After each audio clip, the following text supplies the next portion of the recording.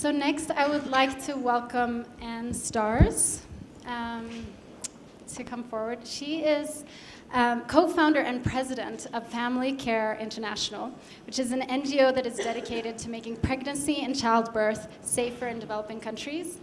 Anne has worked with the organization since it was founded in '86, where she has led the organization's development through both program design and capacity building in sub-Saharan Africa, Latin America, and Asia, and has worked with global advocacy and policymaking on specifically reproductive, maternal, newborn, and child health. Anne has participated recently in the New York City Marathon, and she will be sharing a little bit more about how we can all raise awareness and her experience on that. So welcome, Anne.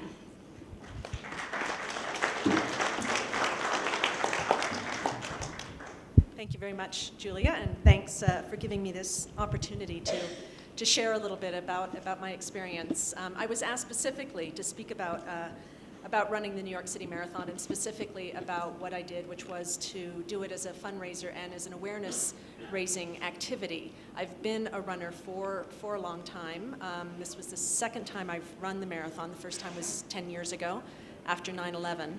And to be very honest, we kind of came up with the idea of doing this as a fundraiser and as an awareness-raising event only a couple of weeks before the marathon.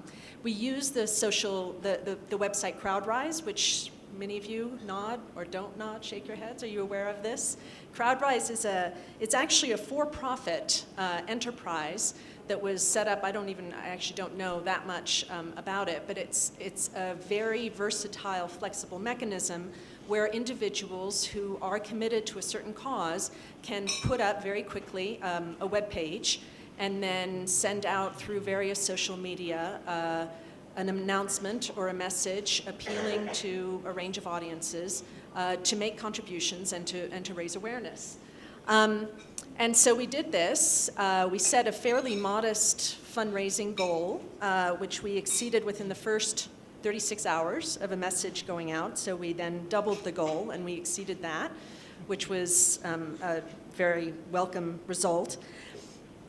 I think that for me, there were some interesting lessons learned from this experience. I am not, despite the title of this event, actually a social media expert by any means. In fact, I was looking at oh, wow, there's a picture of me. That was at mile 7.5. I didn't look that good at the end, I promise you. And the reason I'm standing up is because this was, I don't know if people know, this was a week ago Sunday. And I'm over most of the pain, but sitting down, that movement of the quadriceps is still kind of painful, so I'm standing rather than sitting in the chairs to give this little talk. But some of the key lessons for me, first of all, was the importance of the personal connection. What we did was that I posted a message on my personal Facebook page. We posted a message on Family Care International's Facebook page, and that got some responses, but to be very honest, the big response that we got was when I sent out a message via email to about somewhere just under 300 of my friends, families, and contacts. Now, I think that's a generational issue, and I'll come back to that in a few minutes, that I think the response was much more to the email appeal rather than to the use of the social media. We did tweet about it a little bit as well.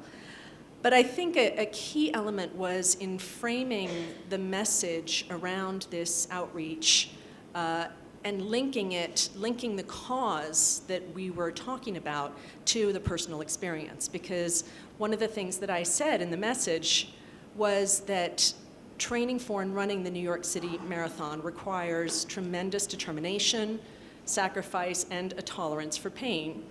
But that's nothing compared to what hundreds of thousands of women in the developing world go through every time they go through pregnancy, labor, delivery. And trying to make that parallel and trying to make that concept around the challenges and the sacrifices and the risks that women face by going through pregnancy and childbirth, and by, in many cases, not being forced to go through pregnancy and childbirth when they may not necessarily want to because of the lack of access to family planning services.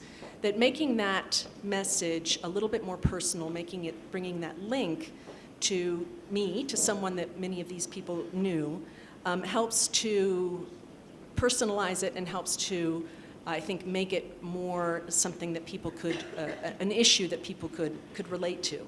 So that was one important lesson for me. I think another important lesson was the question, and many of you know this, when you reach out to people to raise awareness around these kinds of important social issues, you need to give them something to do.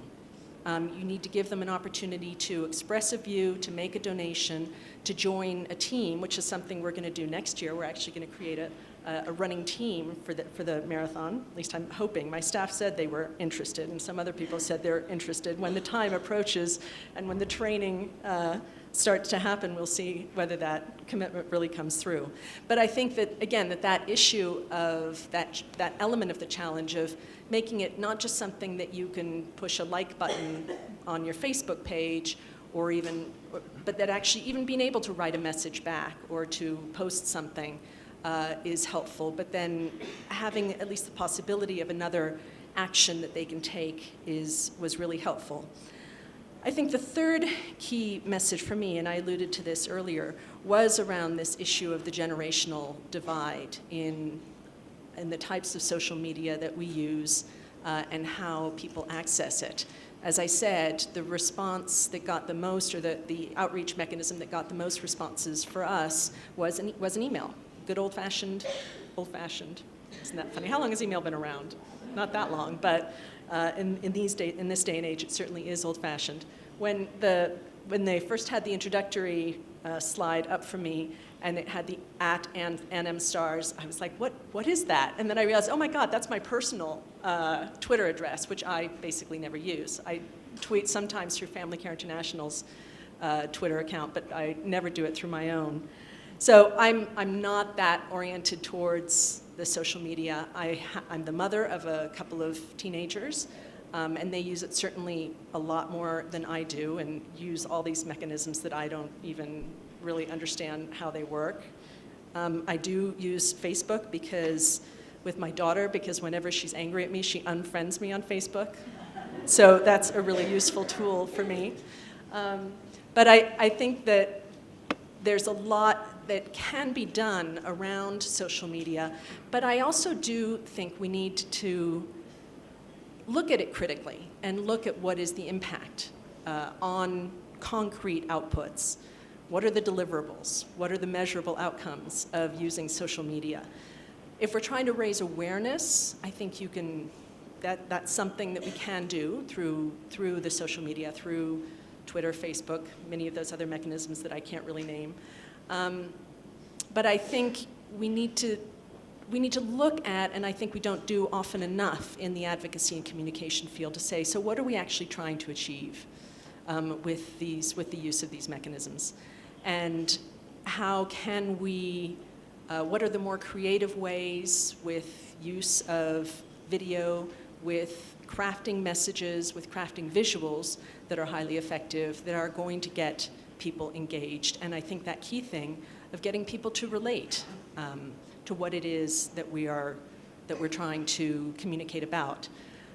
My last comment is just going to be the appeal, the outreach campaign that FCI did around this marathon is, again, something that others have done. Many of you may be familiar with Every Mother Counts, the initiative that has been launched by Christy Turlington, which also has used the New York City Marathon and other running events to raise awareness and raise funds around these issues. And I think Every Mother Counts is a mechanism that's done a lot of work to reach out in particular to US audiences and try and get American women in developed countries to understand in a more visceral way what are the challenges that women in developing countries face. And I think that's a challenge that all of us face.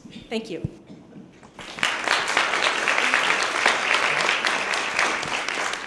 Okay, we have one question from Twitter from Diane Fender. It is, what inspires you to advocate for access to family planning for women?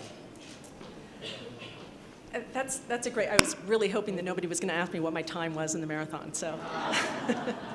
That's actually, it's a great question. It's a very easy question for me to answer. When I first graduated from college and was thinking about what I wanted to do, and I knew I wanted to do something international. My father was a diplomat, so I spent half of my childhood outside of the United States, and I knew I wanted to do something about women and to help women and girls. And I think it's the ability to control their fertility is just such a fundamental need if women and girls are to realize their potential in life, that set me off on that path back in that long ago day. And it has continued to inspire and motivate me through the past 20 plus years that I've been working in this field. Thank you.